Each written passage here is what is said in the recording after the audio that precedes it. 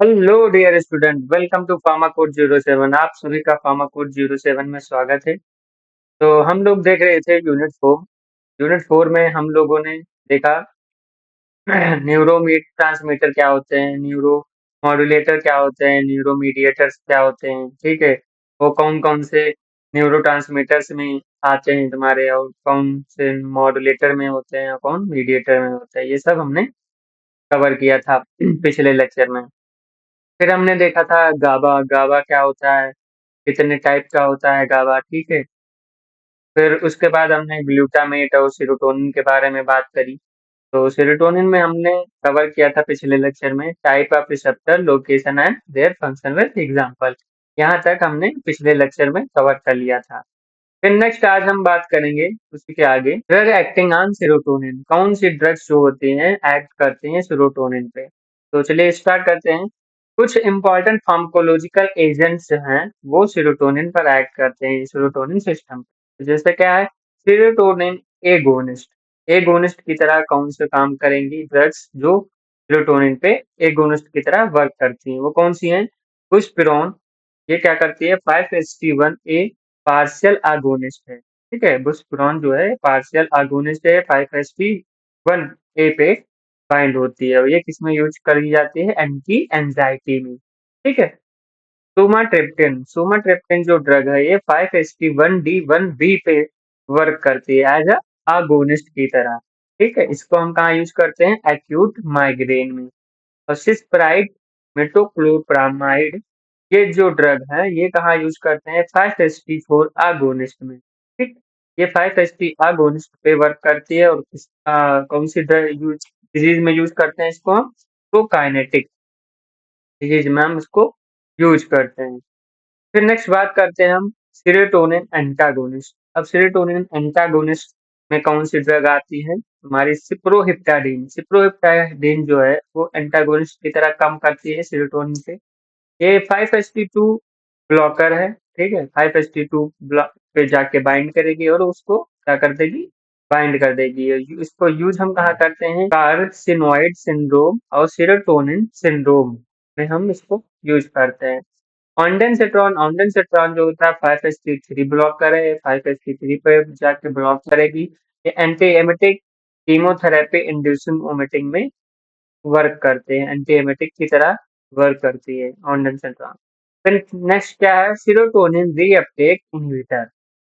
जो serotonin reuptake inhibitor है उसमें क्या आता है, SSRIs। इसमें क्या आता है, फ्लोक्सिटिन, सर्ट्रालिन। ये किसमें यूज होती है ड्रग, एंटी डिप्रेसेंट की तरह। SNRIs और माओ ए इनहिबिटर्स, ये क्या करते हैं, ये इंक्रीज करते हैं सेरोटोनिन को साइनेप्स में। ओके, फिर नेक्स्ट चलते हैं। नेक्स्ट क्या है, क्लिनिकल कोरिलेशन। क्या क्लिनिकल कोरिलेशन होता है तुम्हारा सेरोटोनिन का। तो कुछ इंपॉर्टेंट डिजीज हैं जो सेरोटोनिन के इम्बैलेंस से क्रिएट होती हैं। अगर सेरोटोनिन तुम्हारा कम हो गया है, ठीक है, सेरोटोनिन हार्मोन तो कम हो गया है, तो उसमें उससे क्या होगा, डिप्रेशन होगा, एंजाइटी होगी, इंसोम्निया हो सकती है। ठीक, अगर सेरोटोनिन का लेवल बढ़ गया है तो उससे क्या होगा, कार्सिनोइड सिंड्रोम होगा और सेरोटोनिन सिंड्रोम होगा। माइग्रेन, माइग्रेन कैसे होता है, माइग्रेन जो Altered serotonin transmission in cerebral vesicles. जो सेरिब्रल वेसिकल्स हैं उसमें सेरोटोनिन का ट्रांसमिशन जो होता है, अगर ऊपर नीचे हो जाता है तो उससे क्या हो सकता है, माइग्रेन हो सकता है। फिर नेक्स्ट न्यूरोट्रांसमीटर की बात करेंगे, वो क्या है हमारा, डोपामिन। डोपामिन क्या होता है, ये एक न्यूरोट्रांसमीटर है जो सीएनएस में होता है, और ये प्रिकर्सर है किसका, नॉर एड्रेनालिन डोपामिन का, जिसको हम क्या कहते हैं, कैटेकोलामाइन न्यूरोट्रांसमीटर कहते हैं। और ये ड्राइव कहाँ से किया जाता है, टायरोसिन अमाइनो एसिड से ड्राइव किया गया है, और ये फाउंड ज्यादातर पाया जाता है सीएनएस में, स्पेशली कहाँ, सबस्टेनिया नाइग्रा और वेंट्रल टेगमेंटल एरिया में। ठीक है, विदाउट डोपामिन, बिना डोपामिन के ये ना तो प्रॉपर मूवमेंट होगा, ना कोई मोटिवेशन होगा, ना मूड बैलेंस होगा। ठीक है, तो ये डोपामिन के फंक्शन हो गए। तो नेक्स्ट नेक्स्ट देखते हैं, नेक्स्ट क्या है, बायोसिंथेसिस पाथवे। अब डोपामिन का बायोसिंथेसिस पाथवे देखते हैं कैसे होता है डोपामिन का सिंथेसिस। तो टायरोसिन से डोपा रिलीज हुआ। डोपा जो है टायरोसिन हाइड्रोक्सिलेज एंजाइम की प्रेजेंस में ये डोपा में कन्वर्ट हुआ। फिर डोपा जो है डोपामीन में कन्वर्ट होता है डीओपीए डी कार्बोक्सिलेज एंजाइम के। ठीक, तो डोपा से डोपामीन हुआ। फिर अगर डोपामिन फर्दर कन्वर्ट होता है तब नॉरएपिनेफ्रिन जो डोपामिन बीटा हाइड्रोक्सिलेज एंजाइम की प्रेजेंस में कन्वर्ट होगा। एपिनेफ्रिन जो है वो उसमें क्या होता है पीएनएमटी एंजाइम के थ्रू ये एड्रेनल मेडुला में होता है। ठीक, फिर मेटाबॉलिज्म होता है एंजाइम्स का इसके द्वारा माओ क्या होता है मोनो अमाइन ऑक्सीडेज एंजाइम। और सीओएमटी क्या होता है ग्लिकोल ओ मिथाइल ट्रांसफरेज। ठीक, ये भी एक एंजाइम है। इन दोनों के प्रेजेंस में हमारी जो रिएक्शंस होती है वो फर्दर होती है। ठीक है? फिर एंड प्रोडक्ट क्या बनता है इसका होमोवैलेनिक एसिड। एंड प्रोडक्ट क्या इसका बनेगा होमोवोलेनिक एसिड जो कि एक्सक्रीट होता है यूरिन में। ठीक है, यूरिन के साथ एक्सक्रीट होता है। और क्लिनिकल टिप्स की बात करें तो ये सीएसएफ में अगर एचबी एक लो है तो हमें क्या देखने को मिलेगा पार्किंसन डिजीज हमें देखने को मिलती है। फिर नेक्स्ट बात करते हैं डोपामिन पाथवे इन ब्रेन। जो ब्रेन में डोपामिन का पाथवे होता है, ठीक है, उसके बारे में बात करते हैं। तो सीएनएस में डोपामिन जो होता है 4 मेजर पाथवे होते हैं सीएनएस में। पहला क्या है नेग्रोस्पेशियल में ओरिजिन का क्या होती है सबस्टेनिया नाइग्रा ओरिजिन होती है। और टारगेट क्या होता है स्टेटम टारगेट होता है। फंक्शन क्या होता है कंट्रोल करता है मूवमेंट को। ठीक, क्लिनिकल इंपॉर्टेंस क्या है अगर डोपामिन का लेवल कम हो जाएगा तो क्या होगा पार्किंसन डिजीज हो सकती है। मेसोलिम्बिक मेसोलिम्बिक में क्या देखते हैं वीटीए जो होता है वो ओरिजिन है। ठीक है, टारगेट क्या है इसका लिम्बिक सिस्टम। फंक्शन क्या होता है ये रिवार्ड करता है प्लीजर एडिक्शन। ठीक है, ये इसके फंक्शन हो गए। क्लिनिकल इंपॉर्टेंस देखते हैं अगर डोपामिन का लेवल बढ़ता है तो क्या हो सकता है सीजोफ्रेनिया हो सकती है जो पॉजिटिव सिम्टम्स है। ठीक है, सीजोफ्रेनिया डिजीज हो सकती है। फिर क्या है मीजोकॉर्टिकल मीजोकॉर्टिकल पाथवे में हम देखते हैं ओरिजिन क्या है वीटीए है। टारगेट क्या है प्रीफ्रंटल कॉर्टेक्स हमारा टारगेट होता है। फंक्शन में देखते हैं फंक्शन क्या है इसका कॉन्जिनेशन है और इमोशन है, ये इसका फंक्शन है। क्लिनिकल इंपॉर्टेंस में अगर डोपामिन का लेवल कम होगा तो निगेटिव सिम्टम होगा सीजोफ्रेनिया का। फिर ट्यूबरो इनफंडिबुलर इसमें क्या होता है ओरिजिन हाइपोथैलेमस और टारगेट क्या है पिट्यूटरी।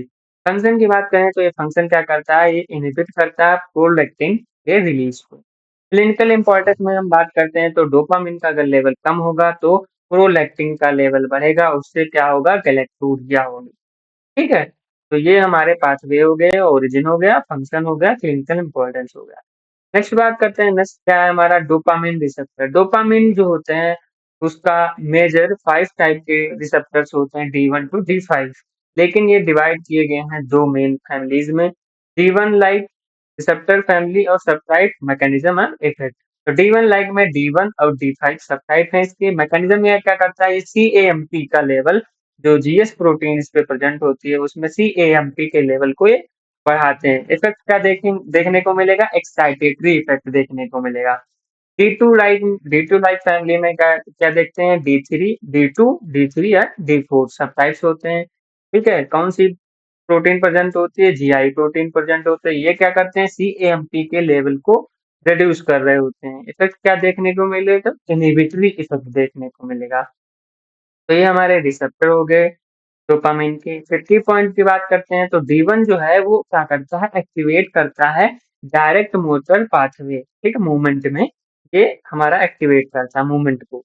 D2 क्या करता है ये इनहिबिट करता है प्रोलैक्टिन सिक्रेशन को। ये सिक्रेशन जो प्रोलैक्टिन का सिक्रेशन है उसको इनहिबिट करता है। फिर D3 D4 ये क्या करते हैं लिंक इससे होते हैं मूड और कॉन्जिनेशन से लिंक्ड होते हैं। फिर नेक्स्ट बात करते हैं नेक्स्ट क्या है हमारा फिजियोलॉजिकल फंक्शन। फिजियोलॉजिकल फंक्शन की बात करते हैं डोपामिन का रोल क्या है हमारी बॉडी में। तो सीएनएस में डोपामिन क्या करता है मूड मोटिवेशन मूवमेंट और अटेंशन को ये कंट्रोल करता है।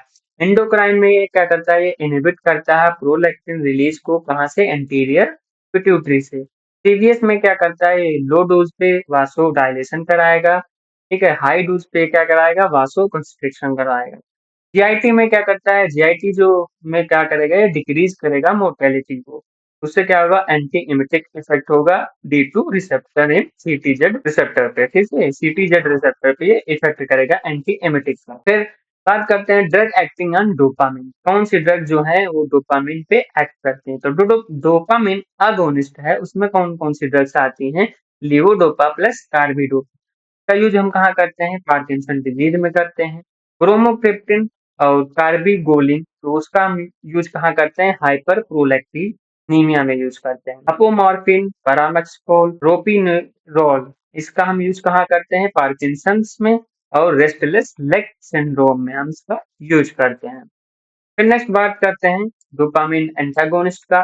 कौन सी ड्रग्स आती हैं, हेलोपेरिडोल, क्लोरप्रोमाजिन, इसका यूज हम कहाँ करते हैं, सिजोफ्रेनिया में, जो ब्लॉक करता है डी टू रिसेप्टर को। फिर मिटोक्लोप्रामाइड और डोमपेरिडोन, इसका यूज कहाँ करते हैं, एंटी एमेटिक में और प्रोकाइनेटिक। फिर रिस्पेरिडोन और क्लोजापिन, इसका हम यूज कहाँ करते हैं, एटिपिकल एंटीसाइकोटिक डिजीज में हम इसका यूज करते हैं। फिर डोपामिन रीअपटेक इनहिबिटर्स में कौन कौन सी ड्रग आती हैं, कोकेन, एम्फीटामिन, इसका यूज हम कहाँ करते हैं, ये स्टिमुलेट कर रही होती है, अब्यूज कर रही होती हैं ड्रग्स। फिर बिप्रोपियोन, इस ड्रग का यूज हम कहाँ करते हैं, एंटी डिप्रेसेंट में और स्मोकिंग सेशंस में।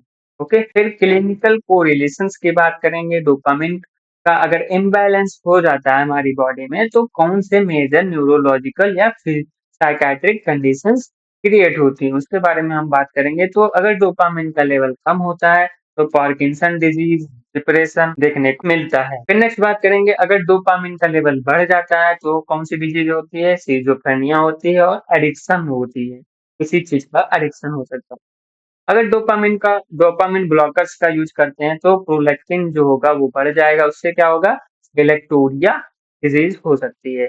अगर डोपामिन अगोनिस्ट यूज करते हैं तो उससे क्या होगा, वो पार्किंसंस में हम यूज करेंगे और हाइपर प्रोलैक्टिनीमिया में यूज करेंगे।